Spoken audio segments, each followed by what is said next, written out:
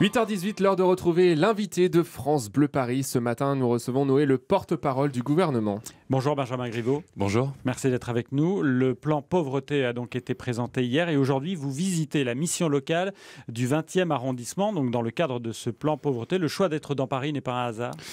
Je visite, d'abord je suis élu parisien, je visite la mission locale et je rends également visite à une association importante qui s'appelle Emmaüs Défi, qui a d'ailleurs été citée hier lors de la présentation du plan pauvreté parce qu'elle accompagne des bénéficiaires de minima sociaux et puis elle les aide à sortir de la pauvreté parce que l'esprit de ce plan, c'est bien d'aider les gens qui sont dans le plus grand dénuement et dans la plus grande précarité, mais c'est aussi de faire en sorte qu'on puisse sortir de la pauvreté et même, encore mieux, qu'on n'y tombe jamais.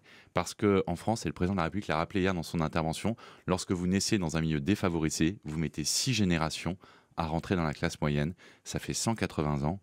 C'est 179 ans de trop. Exactement. Benjamin Griveaux, je vous lançais donc sur Paris. Vous ne m'avez pas répondu sur vos envies d'être élu parisien du côté de la mairie de Paris.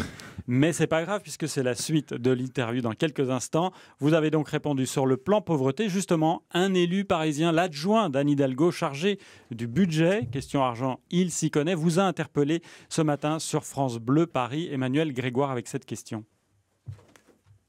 Comment le gouvernement arrive-t-il à articuler dans sa pensée, dans l'action qu'il conduit, le fait de présenter un plan stratégique de lutte contre la pauvreté et, en même temps, ou en contradiction, ça dépend comment on le prend, de désindexer un certain nombre de minima sociaux par rapport à l'inflation. Il y a une forme de contradiction permanente. Contradiction permanente, Benjamin Griveaux. Alors, Monsieur Grégoire est l'adjoint aux finances, donc je suis très inquiet parce qu'il confond les minima sociaux et les prestations sociales qui sont deux choses totalement différentes. Les minima sociaux, c'est le minimum vieillesse, c'est l'allocation adulte handicapé et la prime d'activité. Ils n'auront jamais autant augmenté que sous ce quinquennat. Le minimum vieillesse, il a augmenté au mois d'avril, l'allocation adulte handicapé, elle augmentera au mois d'octobre. C'est 100 € net de plus par mois début 2020. On part à 800, on arrive à 900 €. Donc on est très, très, très largement au-dessus de l'inflation. Ce que je dis, moi, Emmanuel Grégoire, c'est que c'est un combat où il ne faut pas tomber dans la petite politique et caricaturer. On peut ne pas être d'accord avec ce qu'on a présenté hier. C'est parfaitement légitime. Mais en revanche, on ne peut pas raconter n'importe quoi. Et ma conviction, c'est que cette bataille contre la pauvreté, en France, il y a 14% de gens qui sont en dessous du seuil de pauvreté. À Paris, 16%. On est au-dessus de la moyenne nationale. C'est un combat qui doit dépasser les petites guéguerres entre la gauche et la droite, l'opposition et le gouvernement. Emmanuel Grégoire, on le rappelle, il est socialiste adjoint d'Anne Hidalgo, dit c'est bien dans ce projet contre la pauvreté, il y a notamment le développement de places de crèches. Oui. Il dit, lui, en tant qu'élu parisien, il n'a pas d'informations sur comment se fera le financement. Imaginez-vous à sa place. Imaginez-vous, maire de Paris, par exemple, est-ce que vous n'auriez pas des inquiétudes puisque la ville de Paris est ville, mais elle est également département, et ce sont les villes et les départements qui développent les crèches. Alors d'abord, je veux rassurer, ça se fait de manière partenariale, et ça fait maintenant, vous savez, on nous a reproché au début de l'été de repousser l'annonce du plan pauvreté à la rentrée. Et nous, on le fait. Pourquoi ? Parce qu'il faut parler avec l'ensemble des acteurs. Évidemment qu'on comprend les inquiétudes, mais il faut arrêter de caricaturer. Le gouvernement, il n'agit pas tout seul. Ce plan, il a été préparé avec les villes, il a été préparé avec les départements, il a été préparé avec les associations, avec les acteurs de terrain. À qui on demande de serrer la vis et de couper les investissements. Non, c'est absolument inexact. On leur demande aujourd'hui aux grandes collectivités françaises de limiter la hausse de leurs dépenses. Les dépenses vont augmenter des collectivités de 1,2% par an. Donc il n'y a pas de baisse, c'est pas vrai. Ça c'était avant. Avant, on mettait un coup de rabot et on disait voilà, l'État va donner moins d'argent à tout le monde et débrouillez-vous. Aujourd'hui, on leur dit on vous accompagne, on vous donne plus de liberté, mais on vous responsabilise. Parce que, contrairement peut-être à Emmanuel Grégoire, peut-être à l'actuelle mairie, je ne considère pas qu'on apporte une réponse à un problème en dépensant forcément toujours plus. Ah bah tiens, on peut dépenser plus intelligemment, mieux, et c'est comme ça aussi qu'il faudra sans doute revoir des choses. Alors Benjamin Griveaux, vous avez envie d'être maire de Paris. Quel est votre projet ? C'est votre assertion. Moi, j'ai envie qu'on ait un projet qui l'emporte et surtout qui trouve l'adhésion des Parisiens. Vous n'avez pas envie d'être maire de Paris ? Mais alors, vous savez, les envies personnelles, dans ce genre d'aventure, en général, ça se termine très mal. Si vous n'êtes pas en capacité, quand vous êtes maire de Paris, d'animer un collectif, il y a 17 mairies d'arrondissement demain, puisque le 1er, 2e, 3e et 4e fusionneront, il y a plus de 500 candidatures. C'est un travail éminemment collectif, éminemment d'équipe et qui ne se fait pas que enfermé dans un bureau à l'hôtel de ville. Donc, tant qu'on n'a pas écouté les Parisiens, bâti quelque chose de collectif, le reste, très franchement, c'est la littérature. Quand je me balade dans les rues de Paris, on m'interroge sur les questions de transport, de propreté, de logement, et assez peu sur savoir qui va conduire la liste dans plus de 20 mois. Alors justement, le plan vélo est présenté aujourd'hui par le Premier ministre. Est-ce que vous pensez qu'il sera utile à Paris, justement, une ville qui fait déjà beaucoup pour le vélo? C'est une ville qui fait beaucoup pour le vélo. Le plan du gouvernement, c'est 350 millions d'euros qui sont investis avec un objectif de tripler le nombre d'utilisateurs. D'abord parce que c'est bon pour l'environnement, parce que c'est bon pour la santé également, parce que ce sont des modes de déplacement qui sont nouveaux et qui s'imposent petit à petit dans des territoires où évidemment le vélo a sa place, et je pense en particulier aux territoires urbains et métropolitains comme les Paris. Avec, à Paris, il y a eu le cas particulier de Vélib, qui était un succès, qui a été copié partout. Moi, je sais que quand j'ai l'occasion de voyager et que je rencontre mes homologues à l'étranger dans les grandes capitales, souvent, on prend cet exemple-là. Donc, moi, j'espère qu'on va pouvoir régler le problème. Ça existe. Oui, mais vous savez, quand vous allez en Asie notamment, eh bien, vous voyez que vous avez des développements de ce type de Vélib. Et ça, c'est formidable. Mais est-ce qu'il faut faire plus pour le vélo à Paris ?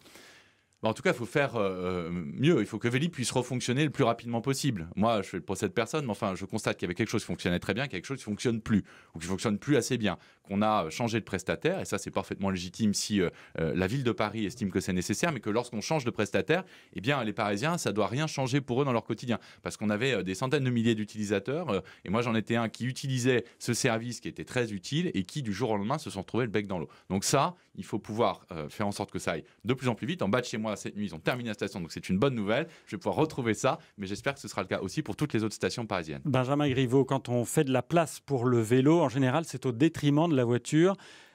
En tant que candidat, en tout cas, à un projet pour Paris, Benjamin Griveaux, vous souhaitez quoi? Qu'on réduise encore la place de la voiture? Moi, je ne veux pas qu'on oppose les uns aux autres.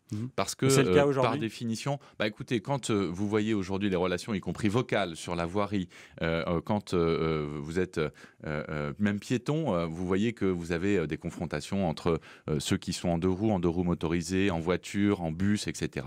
Ça ne fonctionne pas bien. Bon, moi, je ne veux pas chasser les uns ou les autres. J'habite l'hypercentre de Paris. Je n'ai pas de voiture. Je n'en ai pas besoin. Parce que vous avez sans doute une voiture avec un chauffeur.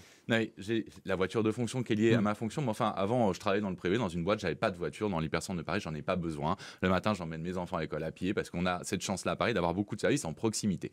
Et puis, il y a d'autres endroits de Paris où vous avez peut-être besoin d'une voiture, ou des gens qui ont des usages parce qu'ils travaillent en dehors de Paris ou autre. Il y a la banlieue aussi qui se sent exclue de Paris.